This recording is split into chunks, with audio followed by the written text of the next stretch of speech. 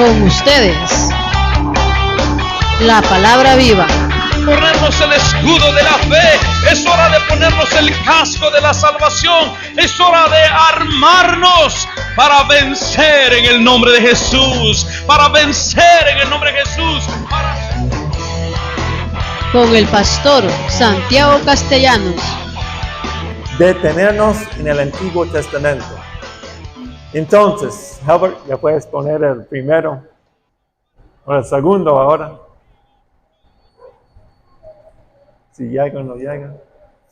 Un sacerdote es alguien cuya función es representar a Dios ante el pueblo y representar el pueblo ante Dios. ¿Entienden verdad? Entonces, tiene dos propósitos. Es uno que represente a Dios ante las personas, a la gente, y también a la gente, a Dios. La imagen más clara que tenemos de esto, con lo que muchos de ustedes probablemente estén familiarizados, es el tabernáculo. Los israelitas cargaron esta gran carpa que Dios diseñó con ellos mientras ellos viajaban hacia la tierra prometida. Era sagrado porque era donde la presencia de Dios habitaba entre ellos. Y el diseño de ese tabernáculo fue muy importante. Ahí estaba el atrio, una entrada se llama lugar santo, y después lugar desde ahí, en el corazón, estaba ubicado el lugar santísimo, el salón del trono personal de Dios, que estaba custodiado por criaturas celestiales llamados querubines. Ahí está. Entonces, por afuera es el atrio, el parte más interior sería el lugar santo, y por dentro estaba el arco, era el lugar santísimo. Y el único que pudo entrar esta parte era el sumo sacerdote. Y él ofreció sacrificios solo una vez al año a Dios. Por afuera había otros sacerdotes pequeños. Y ellos también hicieron siempre sacrificios para las personas. Entonces, observe que cuanto más se acerca al centro, más sagrado se vuelve. Y el pueblo que cuidaba este espacio, el tribu del Levito, eran los sacerdotes. Ofrecieron sacrificios en el nombre de Israel y anunciaron la bendición de Dios sobre el pueblo de Israel. De esta manera, podemos pensar tanto en el tabernáculo como en los sacerdotes que trabajaban ahí como una puerta que unía el cielo y la tierra. Y es por eso que eventualmente el tabernáculo se instaló encima de una montaña, porque las cimas de las montañas son donde la tierra se encuentra con el cielo. Pero faltaba una cosa, pero no sé que ustedes saben, pero faltaba una cosa en el tabernáculo que habías encontrado en cualquier otro espacio santo antiguo, que casi cada religión tenía. Ahora, Herbert, ya puedes seguir con el próximo.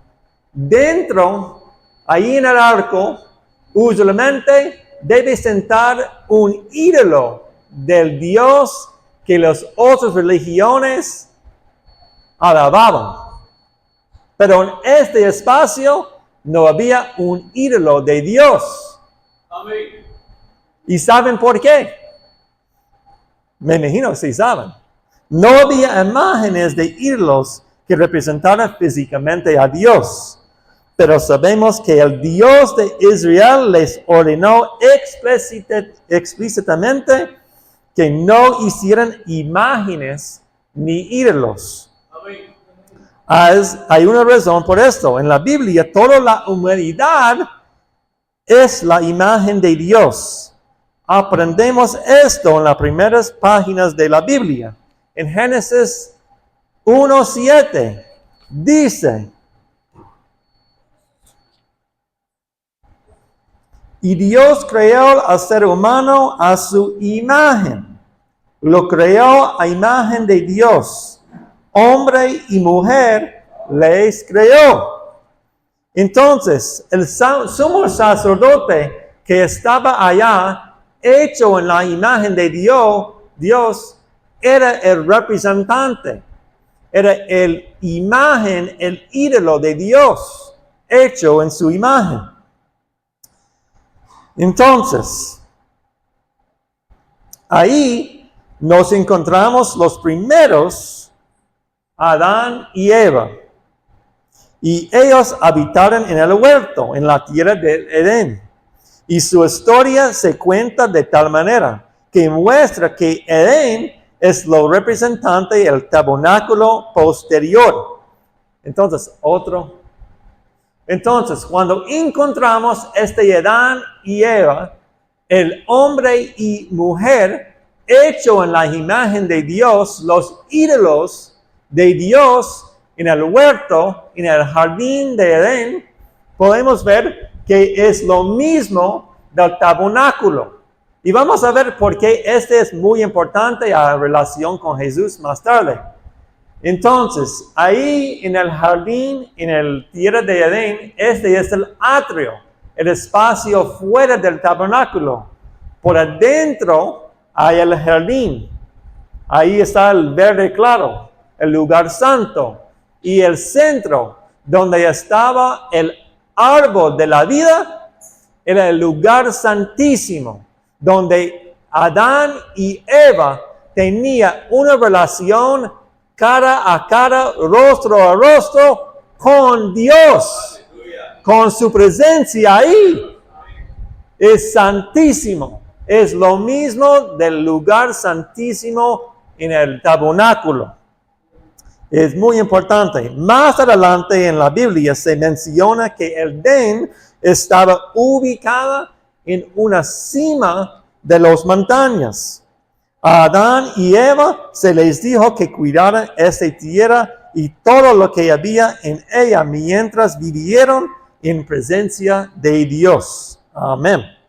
Debían actuar como sacerdotes reales de la tierra que Dios creó para ellos. Pero sabemos lo que pasó. No dura mucho tiempo.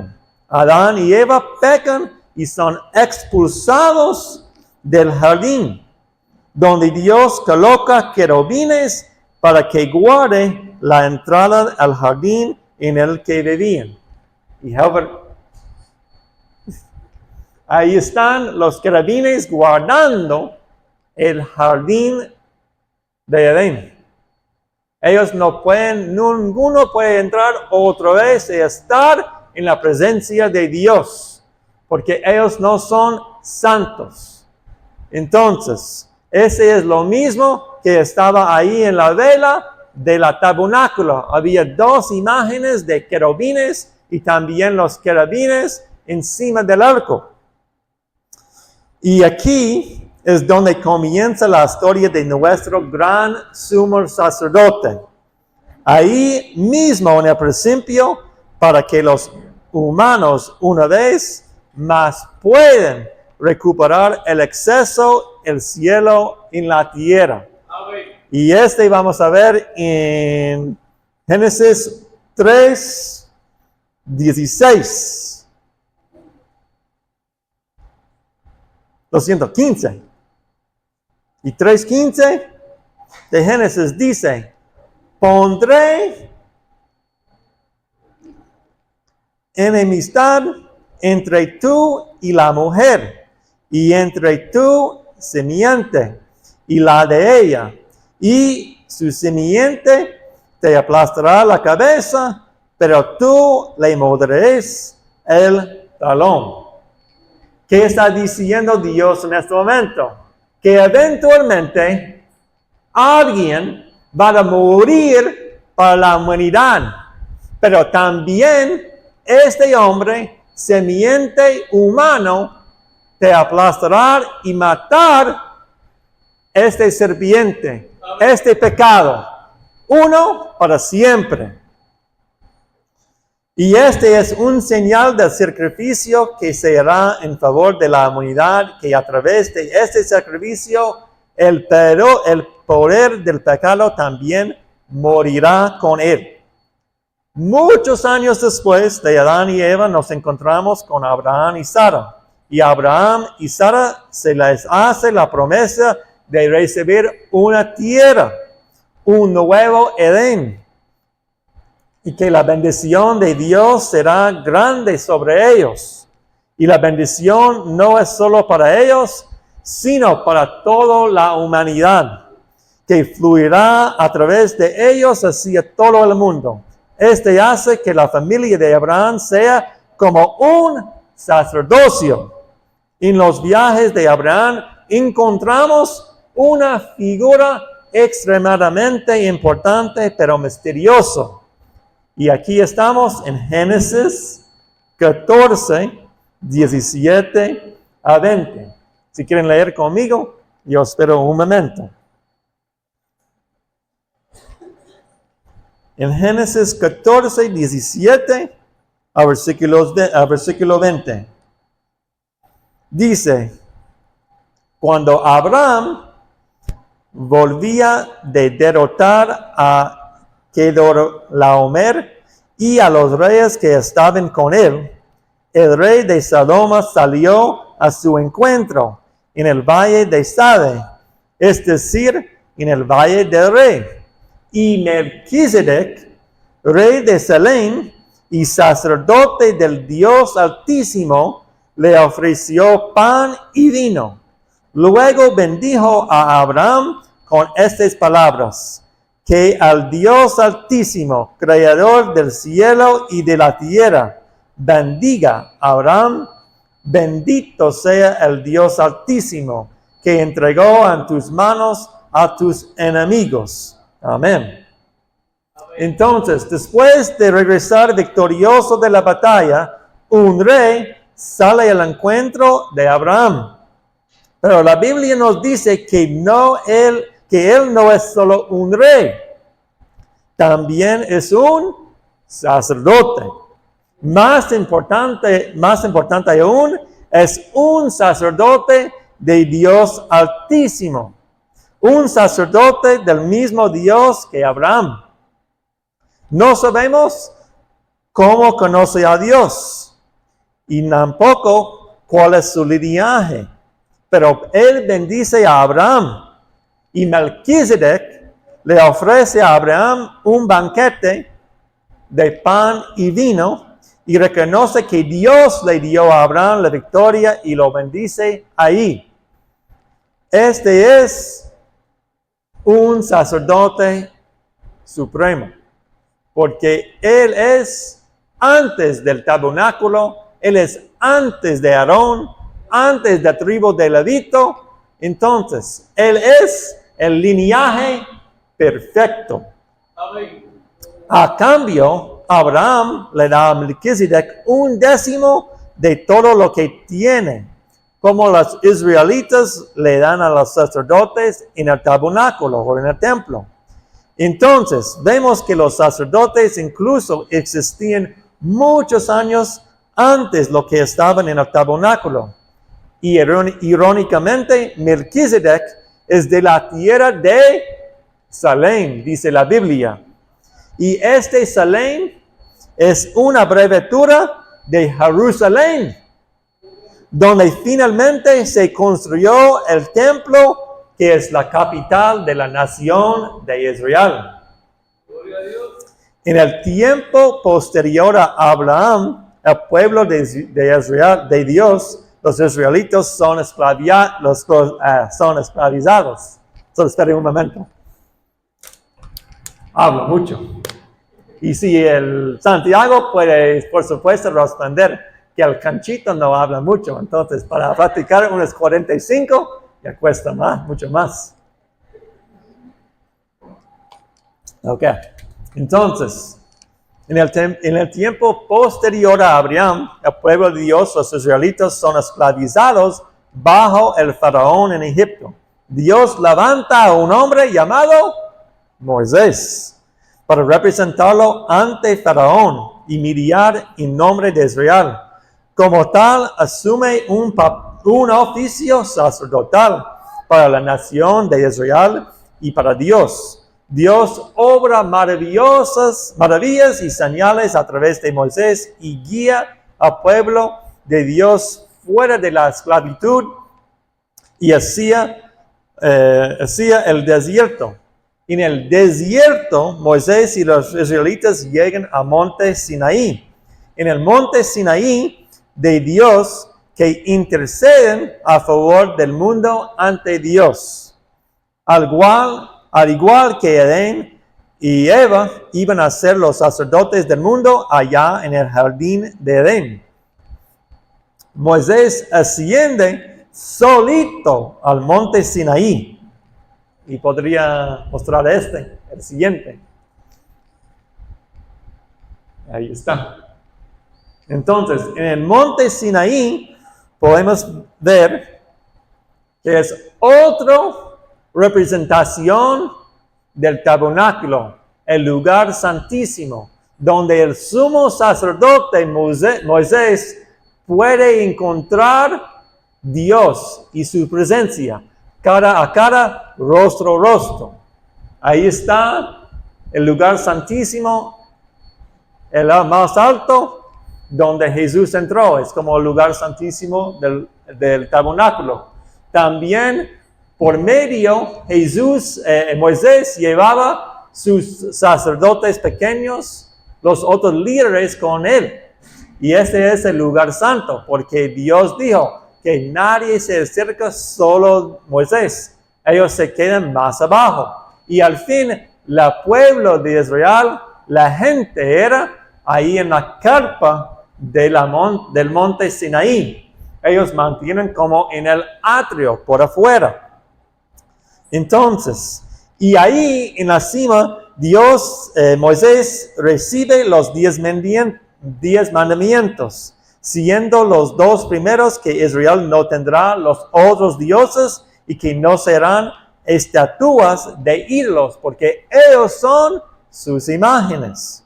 Moisés también recibe las instrucciones sobre la construcción del tabernáculo, un lugar donde el cielo y la tierra son uno, y así como las instrucciones para los sacerdotes que habrán de servir ahí en el tabernáculo. Y la ironía que es que arriba en el monte Sinaí, Dios estaba llamando a Aarón, el hermano de Moisés, para ser padre del linaje de sacerdocio. Aarón estaba abajo, guiando al pueblo por el mal camino al construir un becerro de oro. Dios se enojó mucho como resultado de las acciones de Aarón y el pueblo de Dios, y le dice a Moisés que él destruirá a todo Israel y usará solo a Moisés para comenzar su nación prometida una vez. Pero Moisés intercede ante Dios al favor del pueblo de Israel e incluso llega a ofrecer su propia vida como sacrificio por el pecado de Israel. Amén. Aunque Dios se negó a quitarle la vida de Moisés, y si perdona al pueblo de Israel, como Moisés le pidió. Y mientras Moisés desciende del monte Sinaí, después de este movimiento sacerdotal ante Dios, el propio Moisés brilló, y parece ser el hombre sacerdotal que suponía que él era Aarón para el pueblo de Israel.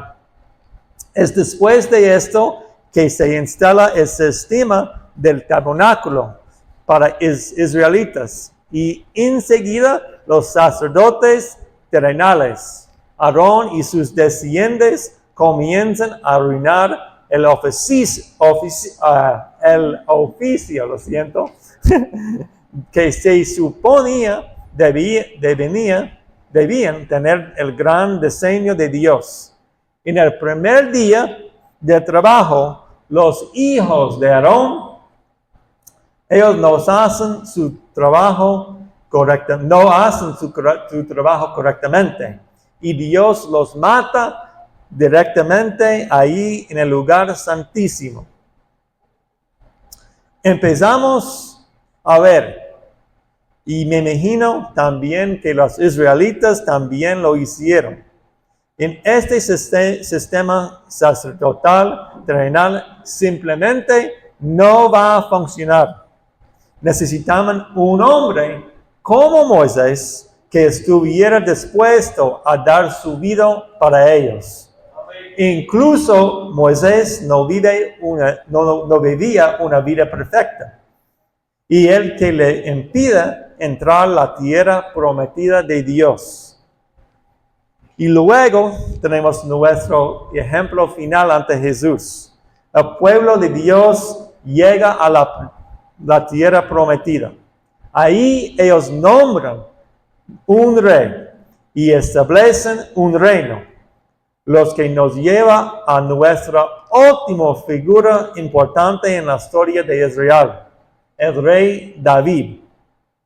A todos nos encantan la historia de David, ¿verdad? Es como siempre cuando pregunto a alguien, ¿quién es tu carácter favorito de la Biblia? Hace unos días, siempre los jóvenes allá en Huachipalín, siempre contestan dos personas, Moisés o David. Pero estas historias son tan grandes, ¿verdad? El joven pastor que tenía pasión por Dios y derrotó al mayor enemigo de Israel, Goliat y los filisteos, antes de convertirse en rey de todo Israel.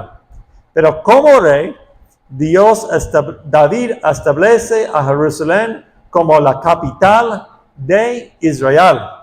Es una ciudad asentada sobre una colina. De hecho, en la misma cima donde Abraham conoció a Melquisedec. ¿Se recuerdan? Salem y Jerusalén.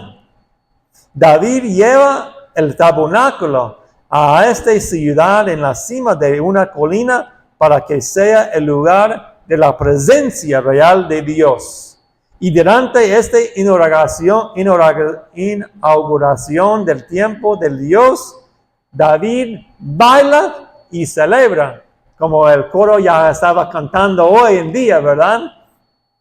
Mientras se viste intencionalmente como el sumo sacerdote de Israel.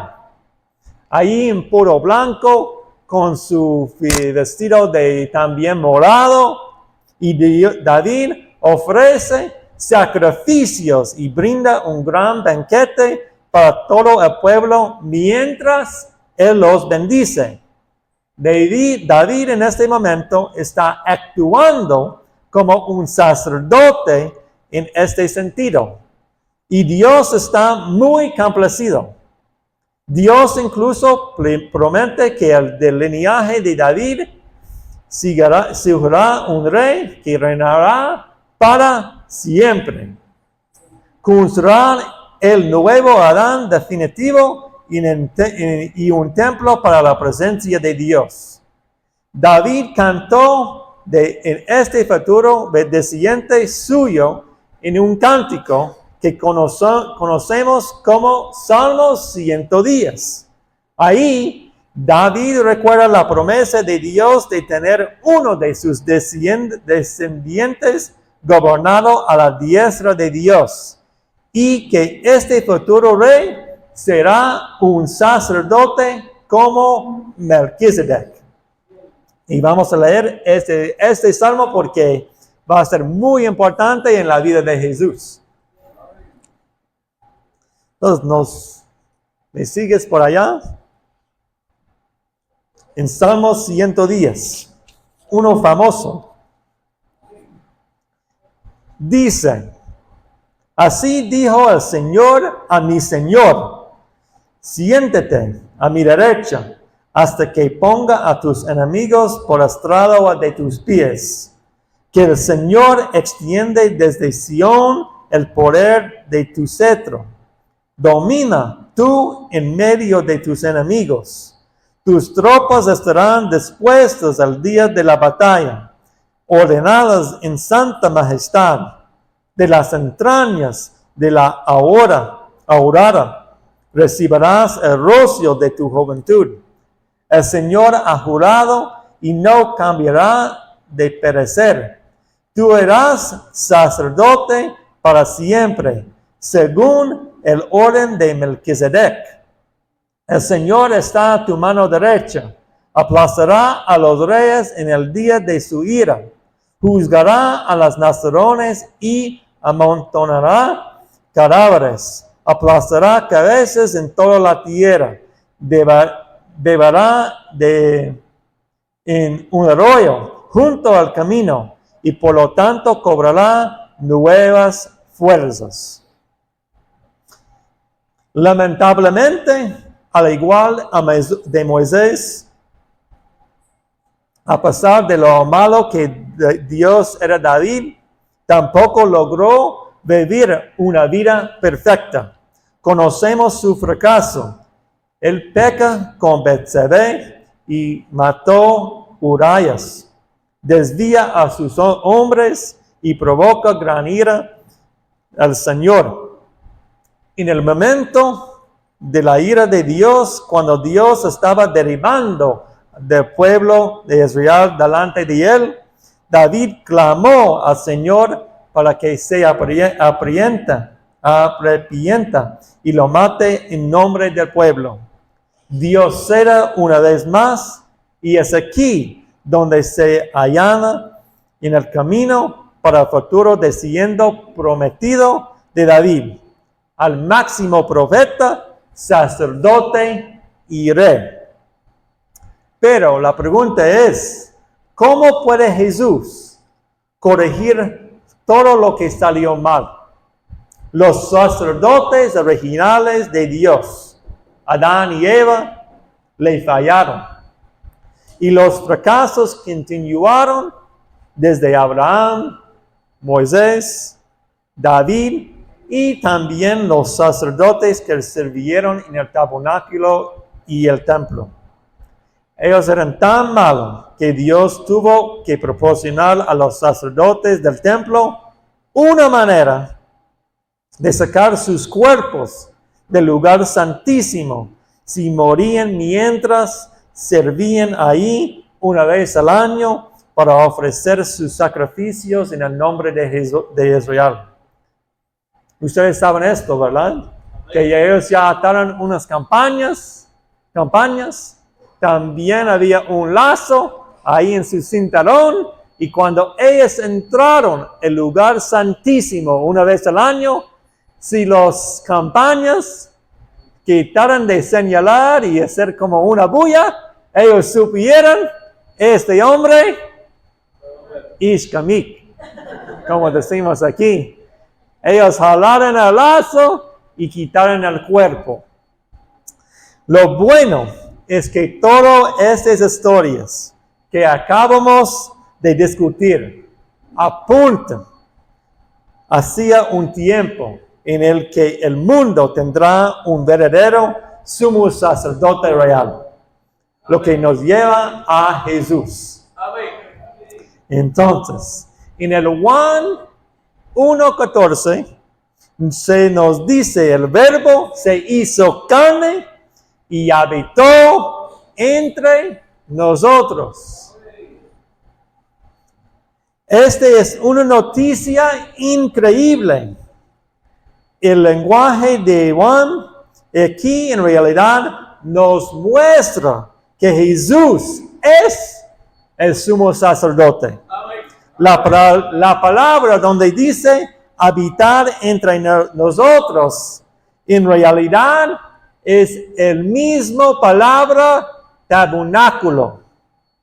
Juan está diciendo que Jesús se hizo carne y habitó en tabernáculo entre nosotros. Jesús es el lugar donde los cielos y la tierra se cruzan. Amén. Jesús es el lugar donde el cielo y la tierra se unen. Amén. Cuando nos encontramos por primera vez, Jesús como adulto, Él sucede algo importante. Jesús está parado en las aguas fuera de Jerusalén, en el río Jordán. Ahí es bautizado por el Juan Bautista. Y la Biblia nos dice que el cielo se eleva. Una paloma desciende sobre Jesús. Y Dios Padre hace una declaración tan importante. Dios dice, tú eres mi Hijo amado. En ti tengo complacencia. Creo que ahí, el próximo, ahí está. Dice, estas palabras en realidad combinan tres declaraciones del Antiguo Testamento que traten sobre el futuro sumo sacerdote real que Dios prometió levantar del linaje de David y Aarón y Melquisedec. Era como hijo amado, como lo fue Isaac para Abraham, y que es el siervo real suficiente que muere por los pecados de su pueblo. Entonces, el hijo, cuando dice, eres mi hijo, él está en referencia al Salmos 2:7. Cuando dice, amados, está en el Génesis 22:2. Y cuando dice que en ti tengo complacencia, es Isaías 42:1. Esa es una tarea que dejo ahí con ustedes, si quieren copiarlo. Este bautismo es la ordenación de Jesús como sacerdote real. Entonces, no sorprende que después de este evento, Jesús comienza a viajar actuando como un sacerdote a la gente. Él perdona a las personas por sus pecados y restaura a las personas que eran impuras para que puedan entrar al templo. Algún tiempo después, Jesús lleva consigo a 3 de sus discípulos más cercanos a una montaña o un cerro por la cima de una cima de una montaña. Y ahora ya vamos a leer el Marcos 9. En Marcos 9, 2-7. Dice en la transfiguración. Marcos 9, 2-7.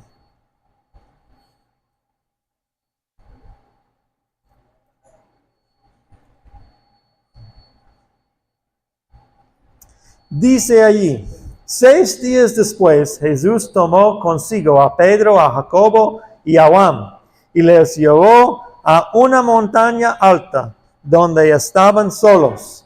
Ahí se transfiguró en presencia de ellos. Su ropa se volvió de un blanco resplandeciente como nadie en el mundo podría blanquearlo. Y se las aparecieron Elías y Moisés, los cuales conversaban con Jesús. Tomando la palabra, Pedro le dijo a Jesús, Rabí, qué bien que estemos aquí. Podemos levantar 3 albergues, uno para ti, otro para Moisés y otro para Elías. No sabía qué decir, porque todos estaban asustados. Entonces apareció una nube que los envolvió, de la cual salió una vez que dijo, este es mi Hijo amado, escúchenlo. Creo que yo tengo otro, ahí está. dentro, ahí arriba. La ropa de Jesús se volvió blanca, resplandeciente. Ahí está. Amén de la palabra. Se viste como un sumo sacerdote, tal como la visión que tuvo Jesús en la cima del monte Sinaí, cuando él recibía instrucciones sobre cómo debían vestirse los sacerdotes del tabernáculo. Es aquí donde Jesús decide que irá a Jerusalén, aunque sabe que lo matarán. Y cuando Jesús llega a Jerusalén, bocando las mesas en los patios del templo y desafiando la autoridad de los sacerdotes actuales que sirven en el templo, estos sacerdotes lo interrogan. Y cuando lo hace, ¿sabes lo que cita? Él cita las palabras de Salmos 110, que escribió David, que leímos antes. Y dice en Marcos 22, 24. Solo voy a leer, no necesita juntarme. Pero sí está.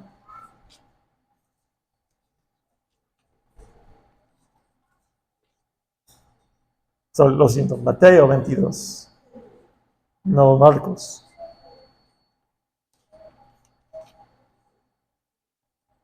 (22, 44). Dice: dijo al Señor a mi Señor, siéntate a mi derecha hasta que ponga a tus enemigos debajo de tus pies. Él toma la uncia, su oficio como sumo sacerdote. Se enojaron mucho a los sacerdotes, por lo que arrestan, juzgan y llevan a Jesús ante Caifás, el sumo sacerdote del templo que estaba a cargo. Caifás le pregunta a Jesús: ¿eres tú el ungido, el Cristo? Lo que está preguntando es: ¿eres tú el sumo sacerdote? Porque este es mi trabajo. Y Jesús responde ahora en Marcos 26. En Marcos 26, 16.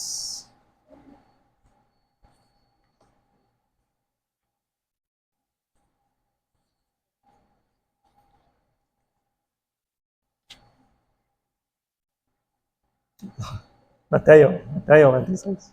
Ya está. Yo tengo, pero ahí está.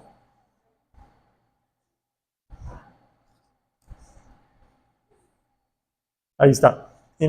Dice allí, respondió Jesús, poniéndose en pie, el sumo sacerdote le dijo a Jesús: ¿no vas a responder? ¿Qué significan esas denuncias en tu contra? Pero Jesús se quedó callado, así como el sumo sacerdote insistió. Te ordono en el nombre de Dios viviente que nos digas si eres el Cristo, el Hijo de Dios. Tú lo has dicho, respondió Jesús. Pero yo les digo a todos, de ahora en adelante, verán ustedes el Hijo del Hombre sentado a la derecha del Todopoderoso y viniendo en las nubes del cielo. Amén. Entonces, ¿y sabes dónde sacó esas palabras para su respuesta? El Salmo 110. Jesús se declara: soy sacerdote una vez por todos, para siempre. A partir de ahí conocemos la historia. Es por esto que estamos aquí hoy en día, reunidas como iglesia.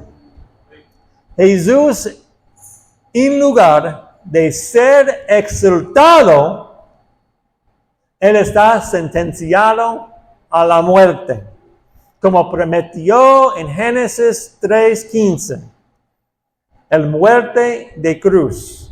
Él lleva esta cruz a la cima de un acero, como Moisés subiendo al monte de Sinaí y ofreciendo su vida en lugar de Israel rebelde. Y como David colocó el tabernáculo en la montaña de Jerusalén. Y cuando Jesús muere en la cruz, un sacrificio todo el mundo y todos nuestros pecados. Él clama en su último anhelo. Consumido es. Amén.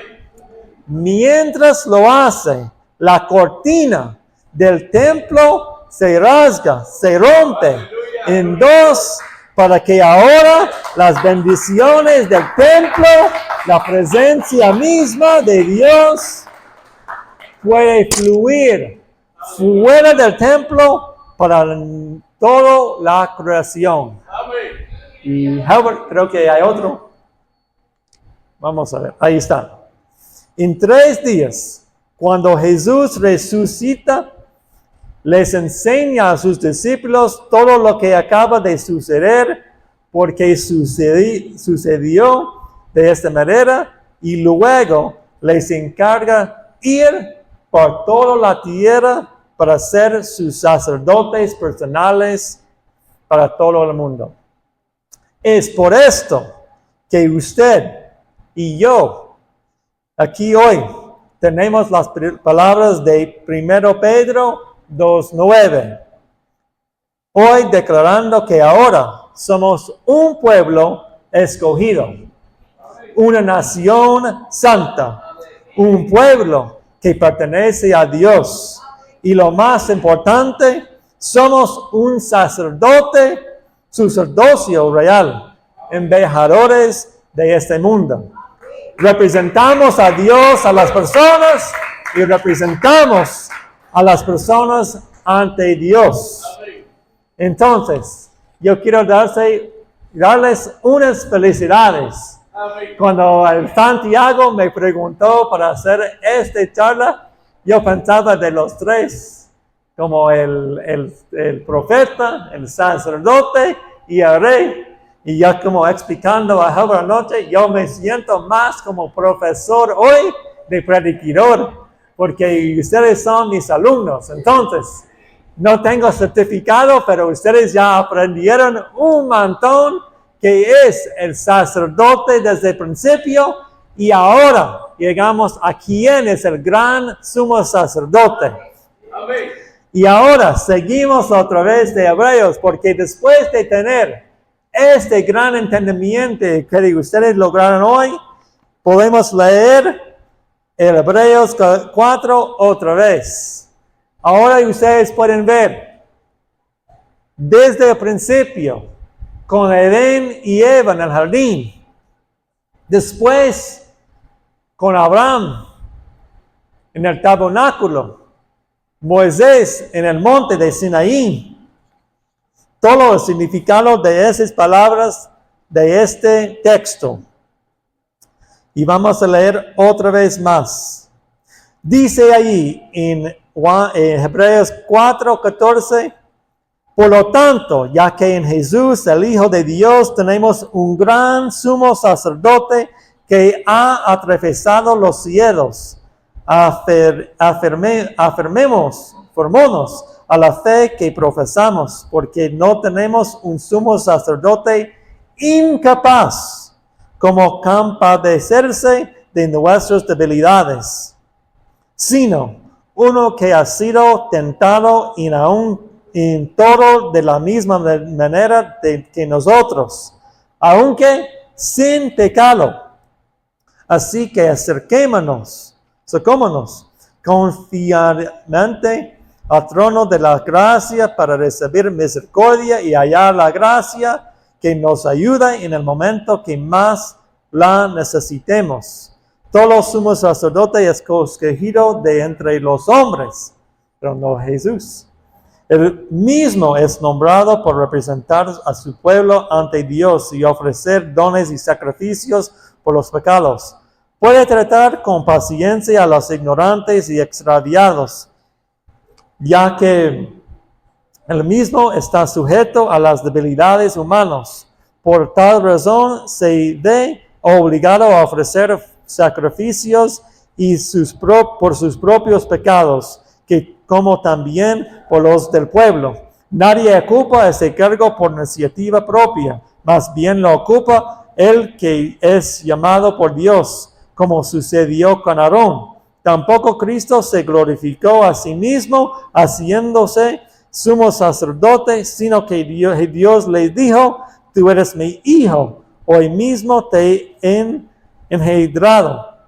Y en otro pasado dice: tú eres sacerdote para siempre, según el orden de Melquisedec. Entonces, podemos ver por qué Jesús es el sumo sacerdote perfecto. Número 1, Jesús es sin pecado, lo cual lo convierte en mediador perfecto. Este está en 4:15. Él es el Cordero sin mancha. Cuando Adán y Eva estaban en el jardín, ellos ya pecaron.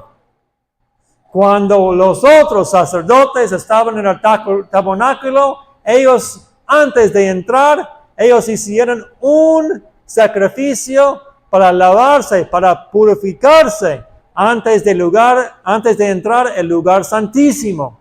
Porque ellos no eran perfectos, eran seres humanos. Pero Jesús es el Cordero sin mancha.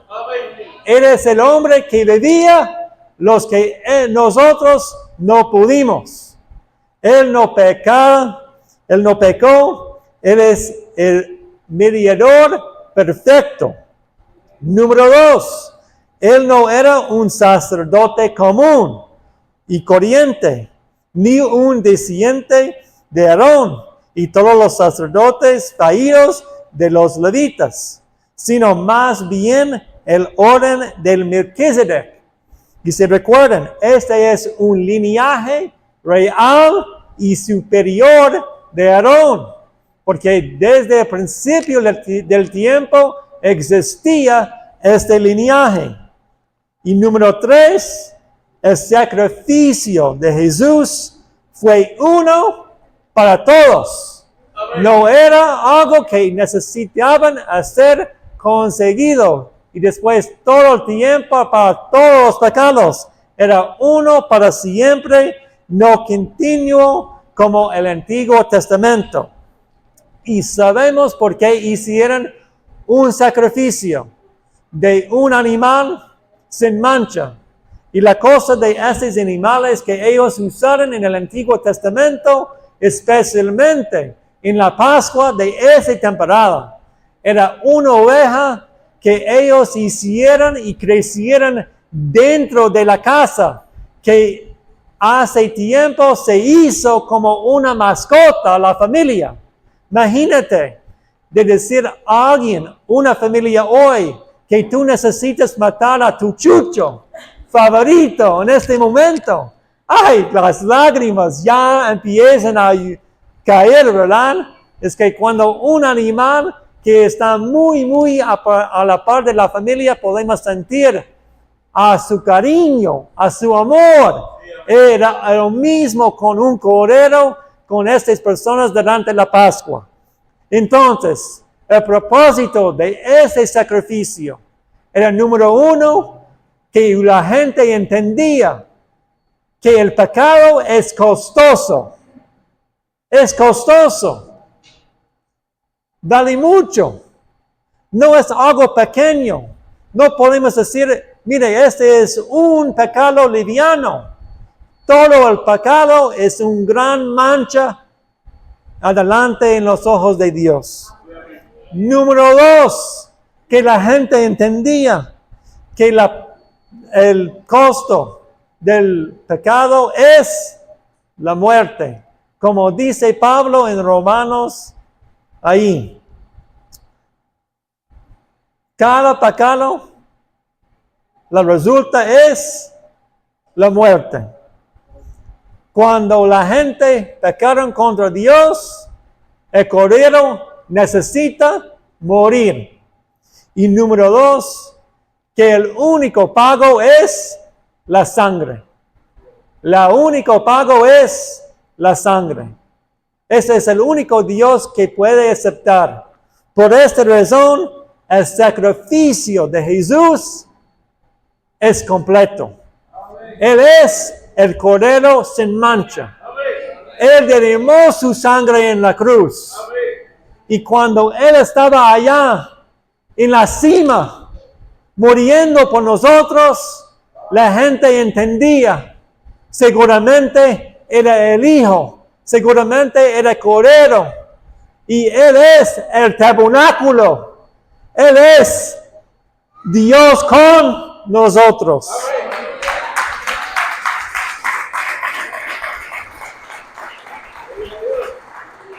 A través de Jesús tenemos un sacerdote que ha abierto el lugar santísimo. Y para que ahora podamos estar en su presencia aquí, hoy en día.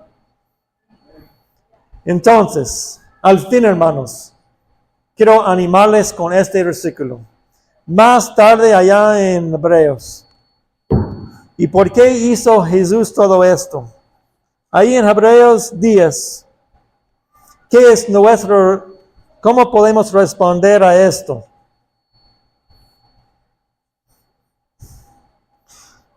Voy a leer juntos. Hebreos 10.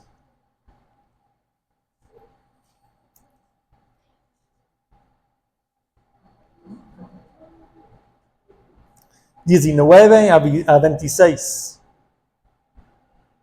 Versículos 19 a 26. Dice: así que, hermanos, mediante la sangre de Jesús, tenemos plena libertad para entrar en el lugar santísimo, por el camino nuevo que Él nos ha abierto a través de la cortina, es decir, a través de su cuerpo. Y tenemos además un gran sacerdote al frente de la familia de Dios. Acerquémonos pues a Dios con corazón sincero, con la plena seguridad que da la fe, interiormente purificados que de una conciencia culpable y exteriormente lavados con agua pura. Mantengamos firme la esperanza que profesamos, porque fiel es el que hizo la promesa. Preocupémonos por los unos por los otros, a fin de estimularnos al amor y las buenas obras. No dejemos de congregarnos como acostumbraron a hacerlo algunos, sino animémonos unos a otros, y con mayor razón ahora que vemos que aquel día se acerca. Si después de recibir el conocimiento de la verdad pecamos obstinadamente, ya que no hay sacrificio por los pecados. Entonces, hermanos, somos los representantes de Dios. Y Jesús es nuestro mediador. Uno para siempre. Él hizo lo que no podemos en nuestras propias fuerzas. Desde el principio del tiempo ahí en el jardín, hasta todos los sacerdotes de Israel. Él es la única manera en donde podemos venir a Jesús. Y cuando se murió ahí en la cruz, como nuestro tabernáculo, se rompió la vela. Aleluya. Para podemos estar en la presencia de Dios. No entrar a un templo, no entrar a una iglesia, pero en cualquier momento, ahí en la montaña, ahí en las calles, aquí en ese lugar, que podemos estar en su presencia, es decir, tú eres mi Rey, tú eres mi Señor, tú eres mi Salvador.